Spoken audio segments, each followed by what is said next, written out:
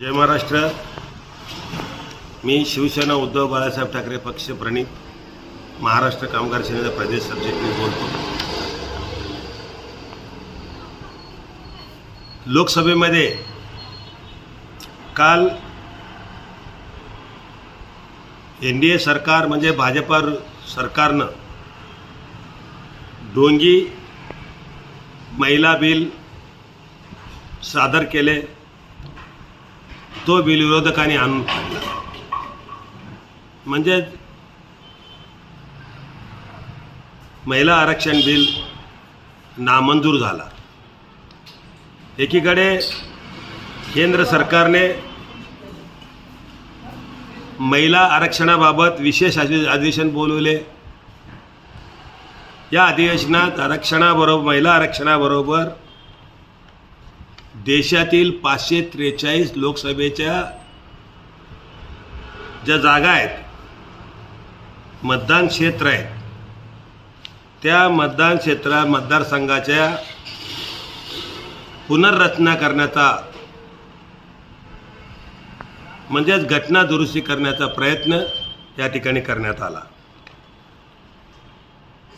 या घटना दुरुस्तीचा केलेला डाव लोकसभेतील विरोधी पक्षांनी तो आणून पाडला आणि महिलांना करी गरज संरक्षणाचा विषय बाजूला ठेवून आरक्षण कसं आम्ही देत आहोत या गोंडस नावाखाली मोदी सरकारनं हा बिल आणला। तो बिल एक प्रकारे दिशाभूल करणारा विधेयक आहे असं मी स्पष्ट या ठिकाणी आपणास निदर्शनास आणून देतो। केंद्रातील एनडीएचे म्हणजे मोदी भाजप आणि मित्रपक्षांनी मिळून आरक्षण विधेयक बिल आणून देशामध्ये महिलांचं संरक्षण आम्हीच करतो अशा प्रकारच्या भावना निर्माण करण्याचा प्रयत्न या सरकारने केलेले आहे। हे करत असताना नुसतं जर महिला आरक्षण बिल सादर केलं असतं तर बिल मंजूर देखील झाला असता। खरं पाहता 2023 साली हा विधेयक मंजूर झालेला आहे। परत एकदा महिला आरक्षण विधेयकच्या नावाखाली लोकसभेच्या मतदारसंघाची पुनर्रचना करण्याचा म्हणजे घटनेला छेडछाड करण्याचा प्रयत्न या ठिकाणी झालेला आहे। म्हणून 23 तास आपल्या देशाच्या सर्वोच्च सभागृह असलेल्या लोकसभेमध्ये जवळजवळ 20 ते 23 तास त्यामध्ये चर्चा झाली।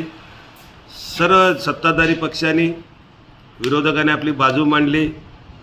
प्रत्येकाने म्हणलं की या सध्या देशामध्ये 5 राज्यात विधानसभेच्या निवडणुका चालू आहेत, तर आता मुद्दा उचलला जावा, आम्ही आरक्षण देतो म्हणून मतदानाचा परिणाम होणार आहे किंवा फायदा होणार असा प्रयत्न या भाजपच्या सरकारने केलेला आहे। आणि तो तर खरं पाहता आदर्श आचारसंहितेचा भंग आहे। एकीकडे विधानसभा निवडणुका सुरू असताना हे विधेयक आणणं चुकीचं आणि विशेष अधिवेशन बोलून एकीकडे मणिपूर जळताना मुलींना एकीकडे मेला बेपत्ता होत आहेत। संरक्षणाच्या बाबतीत कुठल्याही प्रकारचं धोरण नाही सरकारकडं। जियाच्या नावाखाली किंवा महिलांना फसवणूक होण्याचा दिवसेंदिवस प्रकार वाढत आहेत। म्हणून महिलांना संरक्षण देणं अत्यंत गरजेचं असताना महिलांचं आरक्षण देणं म्हणून दुसराच बिल त्याच्या विधेयकामध्ये ते घुसडण्याचा जो प्रयत्न केला आहे तो निंदनीय आहे। आणि त्यामुळेच आणि यांनी केलेल्या ढोंगीपणामुळेच हा बारगळला गेला। नामंजूर झाला. आता म्हणतात आम्ही रस्त्यावर उतरू, आंदोलनं करू, लोकांना समजू. लोक फार हुशार झालेले आहेत. तुमच्या 15 लाखाचा जुलमाला 2 करोड लोकांना नोकऱ्या जुलमीला सर्व ओळखून बसलेले आहेत. महागाईचा मुद्दा आहे, अनेक मुद्दे आहेत. अशा परिस्थितीमध्ये महिला विधेयक आणून सहानुभूती मिळवण्याचा प्रयत्न जे भारतीय जनता पक्ष, NDA सरकार, केंद्र सरकार करत आहे ते चुकीचे आणि स्पष्टपणे या ठिकाणी दिसून येतं की एक सांगायचं एक करायचं अशा धोरणामुळं हा विधेयक नामंजूर झाला. आणि नामंजूर होण्याचा मुख्य कारण एका नावाखाली महिला विधेयक, आरक्षण विधेयक आणून मतदारसंघ पुनर्रचना करण्याचा जो डाव केला सरकारनं त्याचा पराजय झालेला आहे. असं जर करत असेल यापुढे देखील या सरकारला अशाच प्रकारच्या नामुष्की येणार आहेत.